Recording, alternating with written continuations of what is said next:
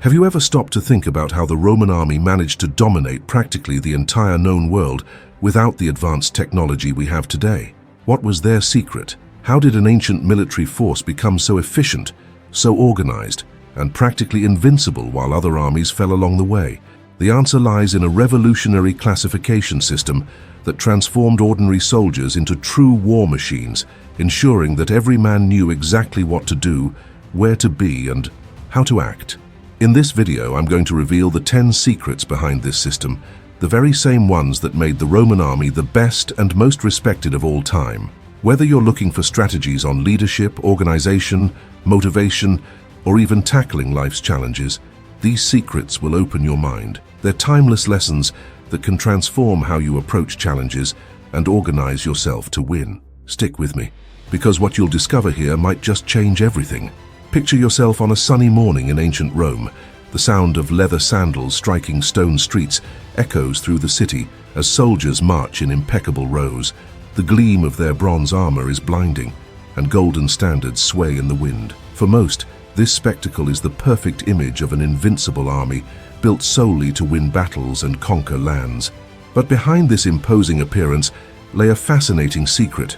Roman legions weren't just soldiers. They were builders, engineers, doctors, and administrators. These men formed an impressive machine capable of much more than fighting. They were the beating heart of Rome, bringing progress wherever they went. Imagine, for instance, a legion arriving in uncharted territory.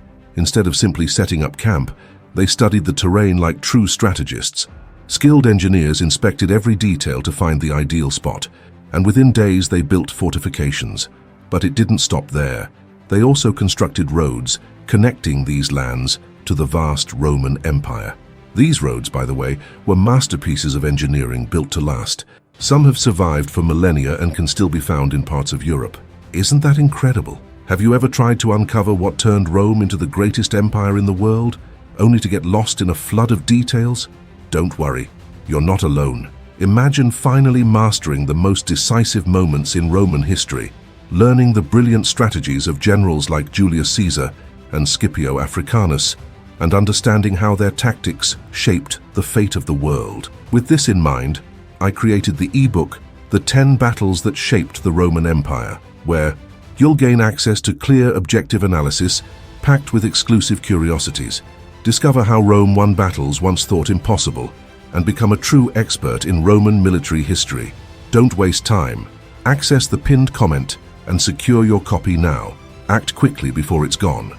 Now imagine a soldier descending into the depths of a mine, torches lighting the way. Yes, they were also miners. They extracted gold, silver, and other resources that fueled the Roman economy. But they didn't just dig. They developed complex systems to drain water and reinforce tunnels, ensuring that extraction was both safe and efficient. And what about the legion's doctors? These men were responsible for saving lives on the battlefield, using techniques and herbs that were far ahead of their time. Many of the methods they developed influenced modern medicine. Every soldier had a role, and every role was crucial. Common legionaries dug trenches, gathered wood, and performed heavy tasks. Meanwhile, the most talented could be promoted to specialized positions, such as armorers, musicians, or even accountants, managing the legion's finances. It was a meticulously organized system where no one was useless. This division of labor transformed the legions into something far greater than just an army. They were like mobile cities, bringing infrastructure, knowledge, and progress wherever they marched. But that was just the foundation. The true secret of the legion's success lay in the leadership and hierarchy that made it all possible. Who were the men keeping this machine running? And how could such a complex organization be so effective? Before we continue, make sure to remember the name and image of this channel so you can always return to this reliable source about Roman history. Also, check if you've already subscribed, because here you'll find thoroughly researched and presented facts about one of the most influential civilizations in history. The Roman army was meticulously structured, allowing soldiers to be promoted based on their skills rather than just physical strength or time served. This complex hierarchy not only organized the men, but also encouraged the development of talents that benefited the entire legion. At the start of their career, recruits faced the basic challenges of military training. They spent months learning to march, handle weapons, and survive in harsh conditions.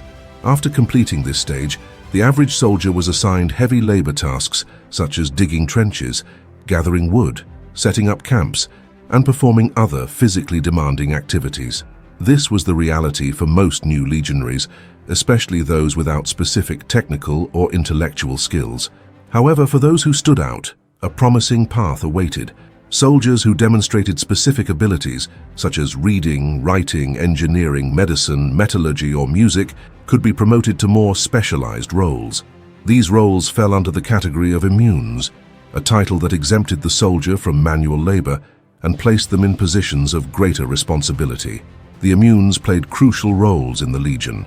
Engineers designed and built fortifications, roads, and siege equipment. Medics cared for the wounded with advanced techniques for the time, using medicinal herbs and basic surgical procedures. Armorers crafted and maintained the weapons and armor essential for combat. Musicians had the task of signaling commands during battles, using instruments such as horns and trumpets. Even accountants who managed the Legion's finances and supplies were considered indispensable. For literate recruits, the opportunities were even greater. They could be promoted to clerical roles, managing administrative records, preparing reports, and overseeing the Legion's logistics. These soldiers were responsible for tasks like supervising food supplies, recording payments to legionaries, and organizing correspondence. Although they were still classified as immunes, their positions offered greater visibility and potential for further promotions. This hierarchy and specialization system was not only a means of organizing the army, but also a way to encourage continuous improvement. Every soldier knew that by demonstrating talent or acquiring new skills, they could rise through the ranks, earning better working conditions and greater prestige. The logic behind this structure was simple and effective: to maximize the potential of each individual for the benefit of the Legion as a whole. This made the Roman army a multifaceted force, capable of winning battles, building infrastructure, and administering conquered territories. But advancement within the army didn't stop there. Even higher categories and more prestigious roles awaited those who continued to stand out. This system allowed a talented recruit, even from humble origins, to dream of reaching command positions. Thus, the organization of the Roman legions stood as a shining example of discipline and efficiency, shaping not just the army, but the empire as a whole. The next stage of this hierarchy reveals how the immunes could become key figures in commanding the legions and beyond. Let me know in the comments if you know any of the ranks of Roman soldiers and what roles they played. Imagine a morning on the battlefield. The sky is overcast, the air heavy with tension. At the head of 80 men stands the centurion, a leader whose demeanor inspires respect and confidence. His shining armor reflects the pale sunlight, while his helmet with a transverse crest distinguishes him within the formation. He is not hidden behind the lines, but at the front, ready to lead the charge. The centurion was the backbone of the Roman legions. He didn't just command, he led by example. His role went beyond giving orders. He trained his men until every movement on the battlefield was executed with precision. He ensured that weapons were sharp, armor was in perfect condition, and every legionary understood their position in the formation. But commanding 80 men was a monumental task, and the centurion relied on the support of trusted sub-officers. Among them, the tessera played a crucial role. This officer was the guardian of the century's security. He organized night patrols and ensured the camp was protected against enemy surprises. Additionally, he was responsible for transmitting passwords, a vital mechanism to prevent infiltrations. Another important figure was the signifer. He didn't just carry the century's standard, a sacred symbol representing the unit's honor and identity, but also managed the soldiers' finances. The signifer took care of each legionary's savings, ensuring they were safe. To the soldiers, he was both a morale booster and a trusted administrator. Alongside these sub-officers was the optio, the centurion's right-hand man. Personally selected for his loyalty and skill, the optio was second in command. He helped maintain discipline, organized formations, and was always ready to assume command if the centurion were incapacitated. These sub-officers weren't just assistants, they were specialists in their roles. Together, they formed a chain of command that made the century a highly efficient unit.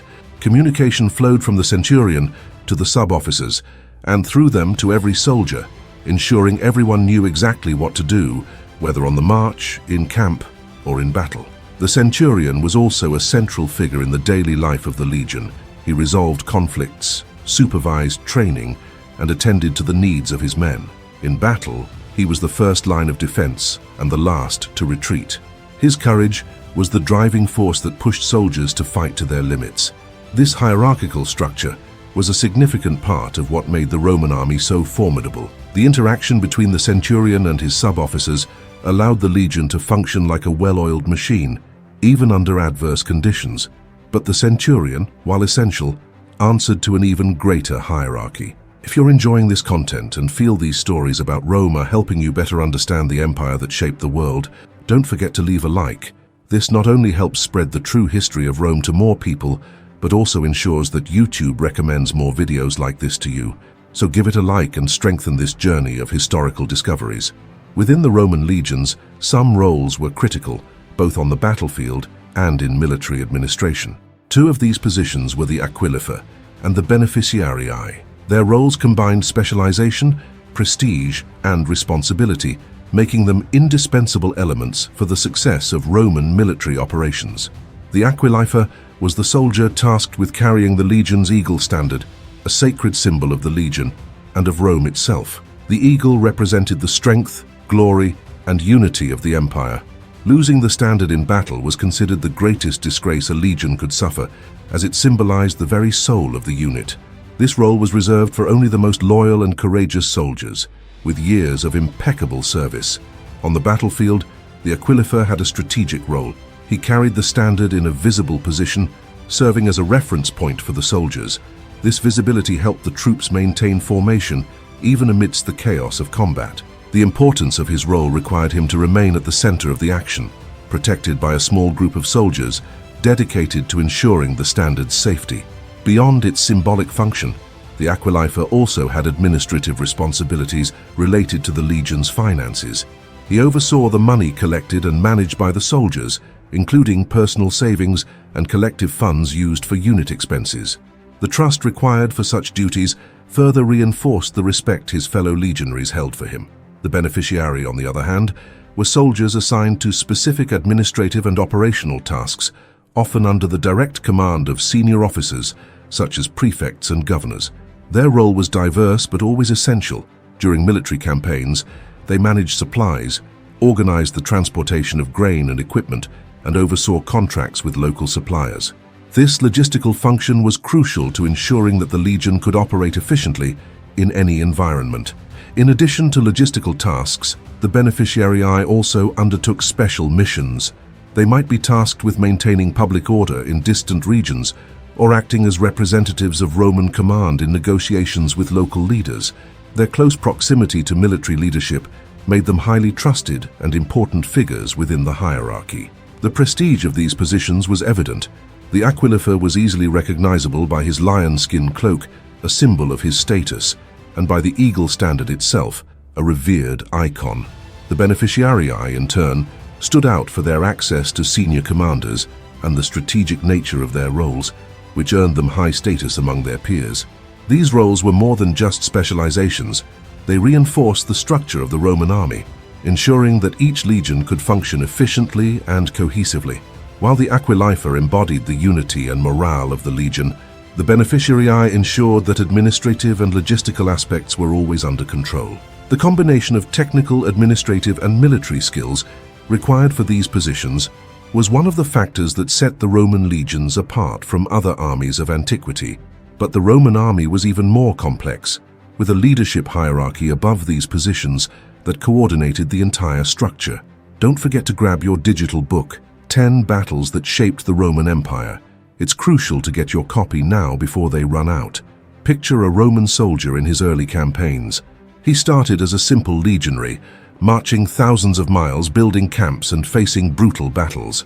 But over the years, he showed something special: courage, discipline, and a natural talent for leadership. Now, he stands before his troops, no longer as an ordinary legionary but as a centurion, one of the most respected leaders in the Roman army. Promotions in the Roman army didn't happen by chance. Every step was earned through effort and determination, and the process was strictly organized. A soldier had to prove his worth, whether through bravery on the battlefield or the ability to maintain order and discipline. This rigid system ensured that only the most capable rose through the ranks, keeping the military structure solid and effective. The rank of centurion was one of the most prestigious positions a soldier could achieve. These men were the backbone of the army, responsible for leading around 80 men in a century. They didn't just command, they served as living examples for their subordinates. During battle, the centurion was the figure who held the formation steady, directed movements, and faced danger head-on, inspiring the soldiers to follow his lead. The path to becoming a centurion varied.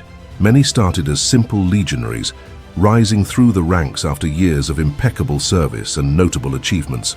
However, some entered the army directly into prominent roles.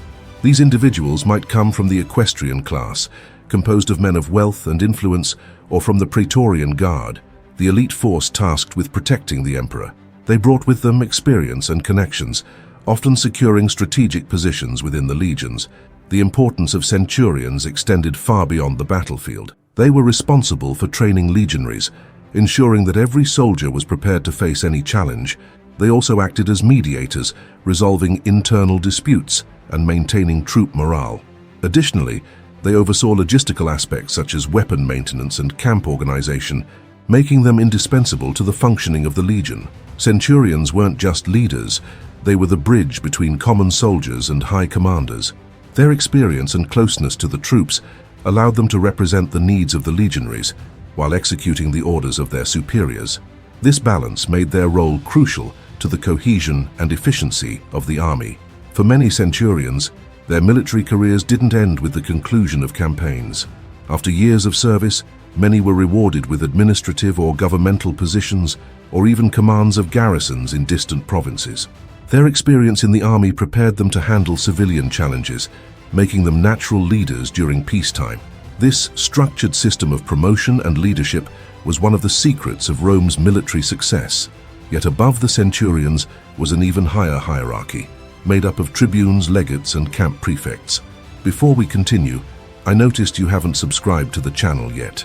We'll always be bringing you content about Rome and how this incredible civilization was built, so don't miss out. Subscribe now. Centurions were fundamental to the Roman military structure, playing roles that went far beyond combat.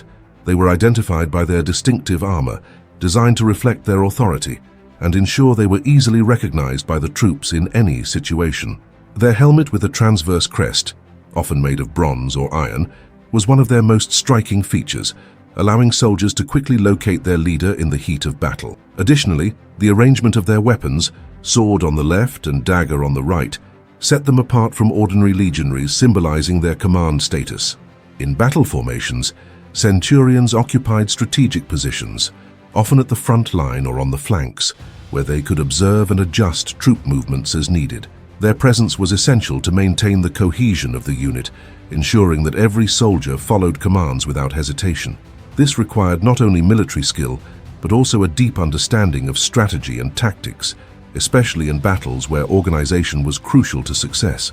However, the role of centurions extended far beyond the battlefield. They were responsible for enforcing strict discipline within the legion, often exercising authority over administrative and training matters. The training routines supervised by centurions were meticulous and intense, covering physical exercises, combat practices, formation drills, and even equipment maintenance. This attention to detail ensured that legionaries were always prepared to face any challenge. In addition to their military duties, centurions also had significant administrative responsibilities. They managed the legion's resources, including oversight of weapons, uniforms, and supplies needed to sustain troops during prolonged campaigns. When stationed in provincial regions, they often took on the role of local administrators, representing Roman authority to conquered populations. In these capacities, it was common for them to coordinate tax collection, resolve civil disputes, and ensure the upkeep of vital infrastructure such as roads and fortifications. Many centurions dedicated decades of their lives to the army, accumulating vast experience and earning a high level of respect within the military hierarchy. Their long service often afforded them opportunities to supplement their income. A common practice involved charging small administrative fees, such as those related to granting temporary leave for legionaries during the winter months. While these fees were sometimes viewed with suspicion, they were widely accepted as part of administrative practices at the time. At the end of their careers, centurions enjoyed considerable rewards. In addition to receiving a substantial pension, many were recognized for their service and appointed to administrative positions in provincial communities or even in Rome. Others chose to return to their homelands, using their accumulated resources to establish themselves as figures of local prestige. The position of centurion not only exemplified the efficiency and discipline of the Roman army, but also served as a bridge between regular troops and the higher levels of the military hierarchy. However, above the centurions lay a complex network of senior officers responsible for the overall strategy and coordination of the legions. Understanding how these leaders shaped the fate of the Roman army is the next step in exploring the grandeur of Roman military organization. What do you think of the video so far? Were you already familiar with some of these ranks used by Rome? Let me know in the comments if we missed discussing any of them. Imagine the center of a Roman military camp. At the heart of this bustling activity is a larger tent adorned with insignia, symbolizing power and responsibility.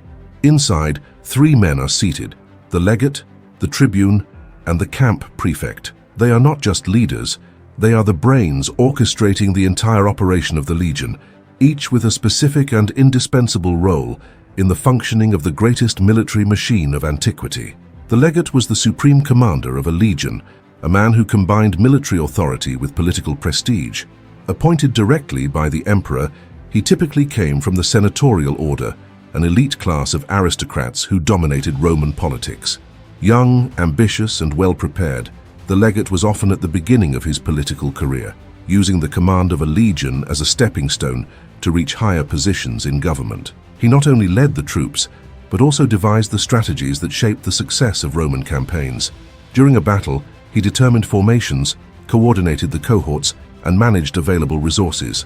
Between combats, the legate oversaw the overall administration of the legion, from the distribution of supplies to addressing disciplinary issues. His authority was unquestionable, and he reported directly to the emperor, bearing the responsibility of representing Rome's interests on the battlefield. Just below the legate was the military tribune, a young aristocrat who served as second in command. Unlike the legate, who already held a prominent political position, the tribune saw the role as an opportunity to prove his worth and build his reputation. Many of these men aspired to join the Senate, and their performance in commanding the legion was a decisive factor in their future careers. The tribune acted as a link between the legate and the lower-ranking officers. He monitored the daily training of the troops, ensured the execution of orders, and handled administrative matters. During campaigns, the tribune often led smaller detachments or carried out tactical missions on behalf of the legate. He was more than an officer. He was the intermediary who translated the legate's strategic vision into actionable plans on the battlefield. While the legate and tribune represented the political elite, the camp prefect symbolized practical experience. He did not come from the aristocracy, but rose through the army's ranks. Typically a veteran soldier with decades of service, the camp prefect possessed extensive practical knowledge of military life. The camp prefect was responsible for all the legion's logistics and infrastructure. He planned and supervised the construction of camps, organized the supply of water and food, and ensured that weapons and armor were in perfect condition. He was essential to the legion's ability to operate as a cohesive unit, even in unfamiliar terrains or under adverse conditions. Additionally, the camp prefect often took temporary command in the absence of the legate or tribune. His ability to handle crises and his vast experience made him a crucial figure in the military hierarchy. These 3 men, the legate, the tribune, and the camp prefect, formed the pillars of legion command. They operated as a synchronized team, each contributing their expertise to ensure the success of military operations. The legate provided strategic vision. The tribune translated that vision into practical actions, and the camp prefect managed the technical and logistical execution. The interaction between these levels of command exemplified the meticulous organization that made the Roman legions a feared and respected force. The greatness of the Roman army did not lie solely in its size or the shine of its armor. Its true power resided in the impeccable efficiency and discipline that made it one of the most formidable forces in history. This efficiency was a direct result of meticulous organization and the leadership of highly skilled officers, from centurions on the front lines to legates crafting strategies for the empire's expansion. Discipline was the backbone of the Roman army. Every soldier, regardless of rank, understood their role and the importance of adhering to it precisely. This obedience was not enforced solely by fear, but by the understanding that the group's success depended on everyone's cooperation. This collective mindset enabled the legions to act as a unified entity, executing maneuvers with precision, even under the intense pressure of fierce battles. Officers, such as centurions and tribunes, were the foundation of this structure. Their leadership ensured that the legions remained organized and motivated, regardless of adverse conditions. These men didn't just lead, they inspired their troops, often placing themselves on the front lines, embodying courage and determination. This hands-on leadership not only won battles but also solidified loyalty among the soldiers, creating an army with an unshakable sense of unity. The organization of the legions was another crucial factor. The Roman hierarchical system was designed to prevent confusion and maximize efficiency. Every soldier knew whom to report to, every commander understood their responsibilities, and every division was prepared to act independently if necessary.